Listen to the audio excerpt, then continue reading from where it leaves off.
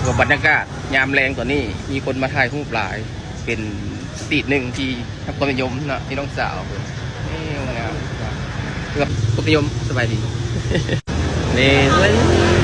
ทำความนิยมนครหลวงเวียงจันทร์สบายดีถือว่าเป็นโซนที่ทำความนิยมที่สุดในปัจจุบันนี้ย้อนว่าโซนที่กระแสมาแห้งตอนนี้เนาะมีแต่คนมาถ่ายรูปความงาม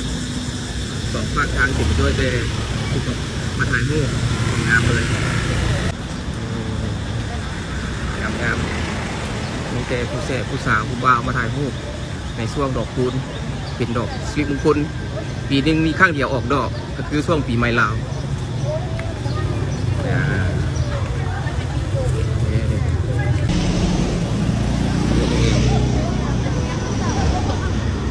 สถานที่นี่กำลังเป็นสิ่งที่ได้รับความนิยมหลายกับชาวหนุ่มเยาวชนและก็คนทั่วไปที่เป็นไฮไลท์หนึ่งมาชมดอกคูณบานยางงดงามสีเหลืองหุ่งเฮืองเหลืองเลื่อมซึ่งมีความหมายความสำคัญ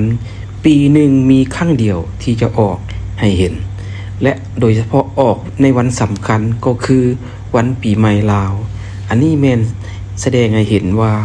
เป็นความงดงามและเป็นดอกไม้ค่ำดอกคูณถือกับฮิตของประเพณีวัฒนธรรมออกเฉพาะในช่วงปีใหม่ฉะนั้นเป็นสิ่งสำคัญหลายคนลาวเฮาควรจะปลูกหลายๆในตัวเมืองหรือว่าจุดแหล่งท่องเที่ยวเพราะว่าจะเป็นสิ่งดึงดูดให้นักท่องเที่ยวมาเที่ยวชมดอกคูณซึ่งมีหลายประเทศที่บ่มีดอกคูณแบบนี้ตัวอย่างก็คือประเทศญี่ปุ่นก็มีดอกซากุระและบางประเทศก็มีดอกซากุระแต่ว่าคนหลั่งไหลไปเบิ่งดอกซากุระอยู่ประเทศญี่ปุ่นหรือประเทศอื่นๆกระสั้นประเทศลาวเฮาก็มีดอกคูณที่มีความหมายความสำคัญมีความหุ่งเฮืองเหลืองเลื่อมที่คนลาวนับถือและใช้เป็นดอกไม้ที่ค้ำคูณและปัจจุบันนี้ก็มีโพสต์ทางงามๆหรือว่าเฮ็ดรอๆก็มาสถานที่นี้ซึ่งใกล้กับประตูไซซึ่งบ่ไกลหลายถือว่าเฮาสามารถย่างโซนนี้ไปฮอดประตูไซเพียงแต่5นาทีและเป็นโซนไฮไลท์หนึ่งในปัจจุบันซึ่งเป็นชาวหนุ่มเยาวชนได้สร้างกระแส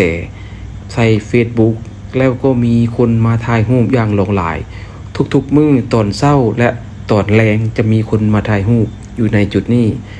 is new spot for the young people to enjoy for take photo for post different posts